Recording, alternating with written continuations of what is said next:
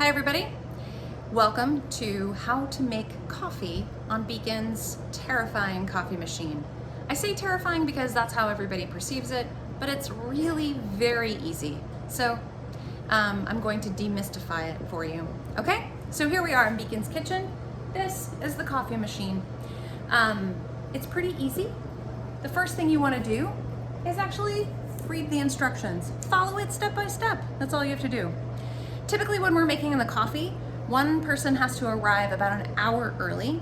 That person is typically me or Dr. Thule on a Sunday morning because what you have to do is get the coffee machine at a level that it can brew.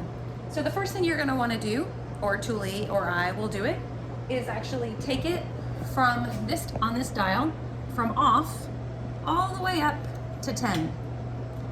Okay, you got it on 10. Now 10, it will heat up the machine until it is brew ready.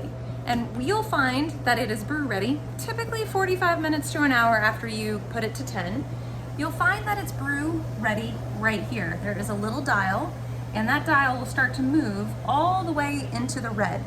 And once it gets to the red, then you're totally able to brew, okay? And just so you know, right here, we have three different ways, we have two different pots and hot water. So you've got your regular coffee right here where it says cafe. You've got your hot water, which you don't have to do anything to. It's just always very hot. And then you've got decaf over here. So what you'll end up doing while the water is getting ready to heat up, is you're gonna take these off. Watch out, sometimes they're a little bit wet. And you can see that in there, that's where you put the coffee, just like a normal coffee machine. And up here, you can see, that's where the enormous coffee papers are. Filters, that's the word, filters. So you'll take one of those and you'll put it in here. One filter in there. And then you need to get the coffee.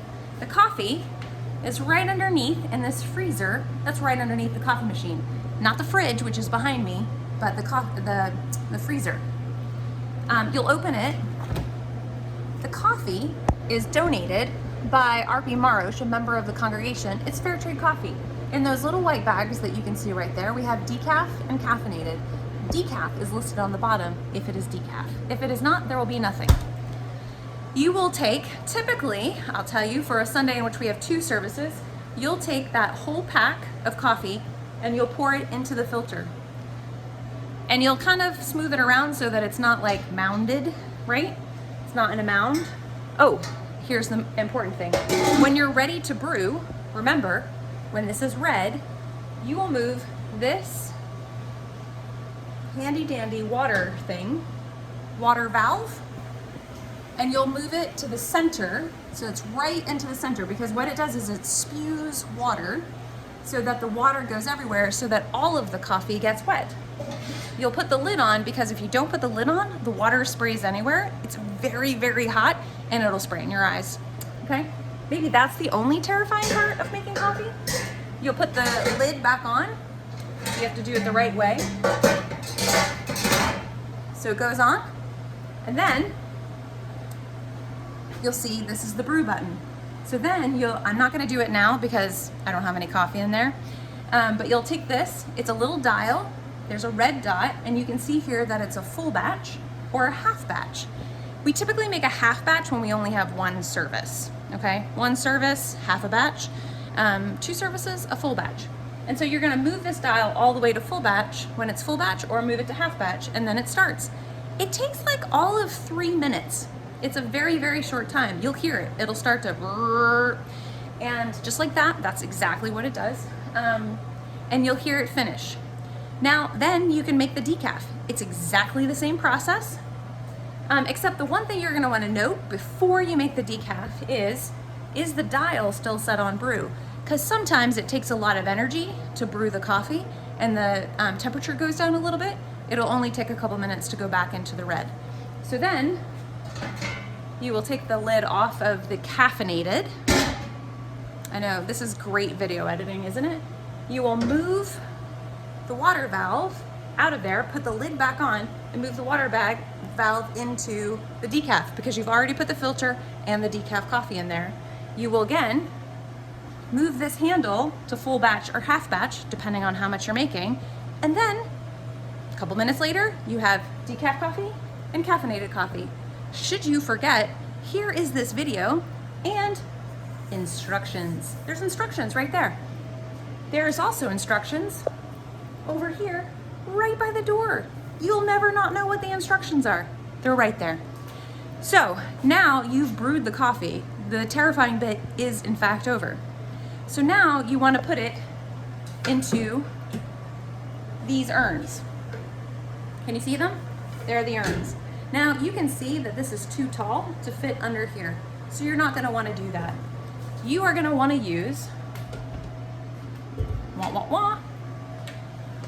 one of these carafes. And you're going to want to put the carafe right underneath it and pull the valve down.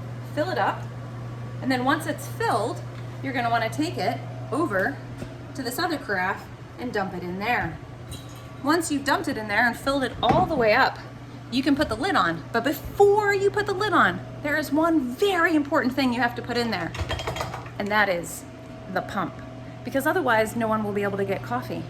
So then you put the pump in there, okay? Wait, hope you can see this. You put the pump in there, you make sure that it's through the little lip, and then you put the lid on. You put the lid on, and then a good rule of thumb, which Carol Conger Miller taught me, is to test everything. Make sure the coffee comes out, make sure the milk is in there, in the little carafes, and test it out. So where do I find these things?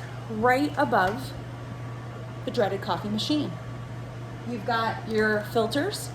In this handy dandy thing, you've got the tops to the milk containers, which are up there. Can you see them? Can you see them?